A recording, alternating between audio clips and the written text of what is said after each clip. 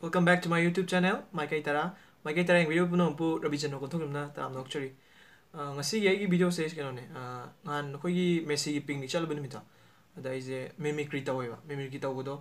Ai video se thagal la rege di tawrmane. Thagal loi tawdi mana ba moi kharana video udrasu thagal lo voice to sum ta si yeng se sum hai ba sum thagal loi tawno thagal lage do ma'am पुनः येंगमिनसे ngakhtang ado yengaga ye video se kamain tawge dai phajabra phajadabra mali mande do ma'am sum comment pibiro haitare aisi yam hai bagi hai na taw sunate sum pamjabagi am sum nungai jaba do saraga do gi tawjabane de ahan bagi se le disigulap ki sanaton google gi dialog to do kara aina sem do kumak tin natre no fode yoza govindas ki mato haipet tamjaraga sum semjabane oza hi ogi mato tamabudi na Manbu nachade do sum pamjabagi to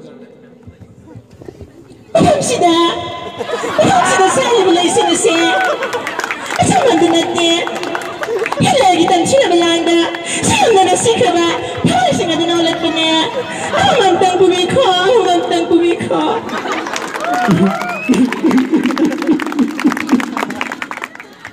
Ladies,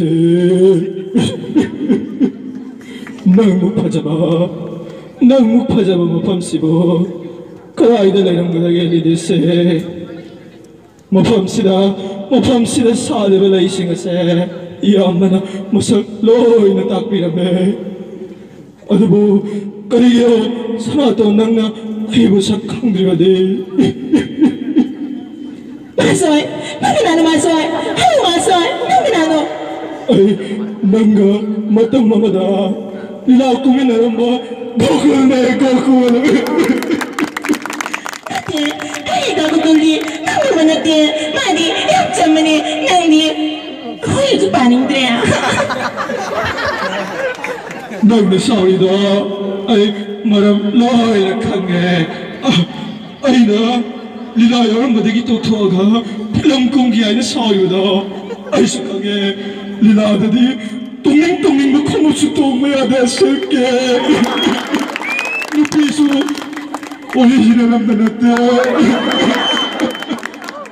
Handa ki sina kano ne mama sukani ga durjadon gi dialogue ne ba ado sum nghaktang ga sum semjin gi bene dialogue to phajamna phajabadi oi gi dredo sum moi me amna sum yengba mi sum haber kada sukani dudi adum male do durjadon dudi kitang wale adum ai ato goding hai sim durjadon dudi man kitang wale ado me am punna mama sukani ga durjadon gi dialogue sa matim tangi Durjadon na.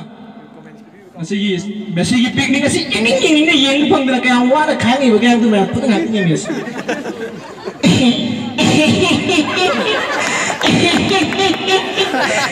Imang ng tao nanggi mama sukani si kari malibra magtangaya kari tao coaching center Meci hari mag coaching na dogi picnic to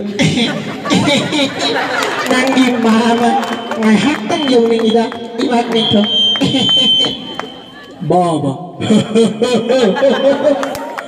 Mama mo pamjabagi. Nama kurupati durjadona. Sukso isyoy na chan. Ano mo pamado? Loy na dagi ko yam na patay ba. Jingdani. Ano na? Hayo pa yada boy. Mama mo pamjaba. Picnic program gi function singado. Mafam asida YouTuber mayam mo yawri mama. Makoy gi video singdagi sukso isyoy na ugani mama. Tuman mo channel singadadi ahan wala magic ki channel Ilyas loina na Meci Tara channel na sukso isyoy na mayam da video soy da yengan gani mama. imang nito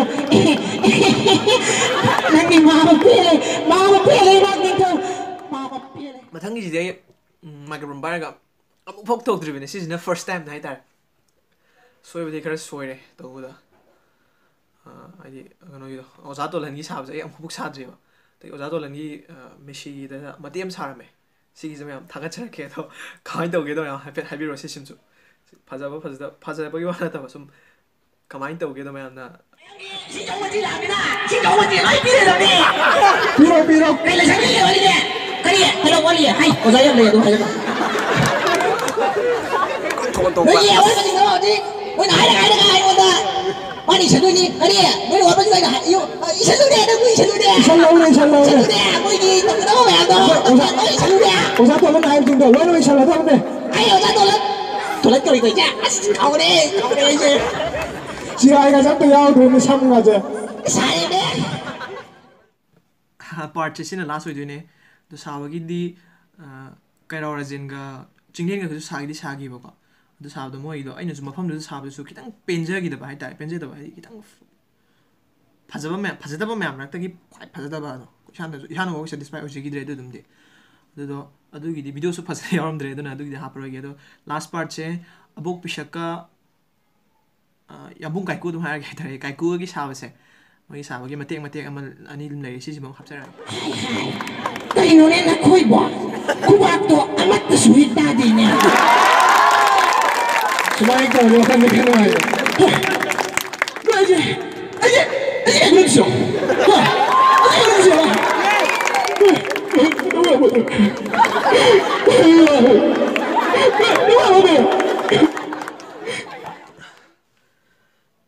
ngasi yone video se matang asida losinjarage ado aigi mimicry video mimicry to wese kon hai tare part macha khaidoga semak pa yabre yenge ado ngasi video se mayam yengba nongai biragadi like share to yo modi aigi channel se su subscribe to biramu mayam na ibu support to yo hai tare modi makhata video sing thagala pada thengna bi na bagdi makta bel button icon musu nambi mo duga sigi aigi video se kamai to ge to comment some feedback bi biramu ai comment some feedback ta hai na hai tare अदु यामुकाना मैमबु video सिंग video thank you so much मैं बता रहा हूं तो चलिए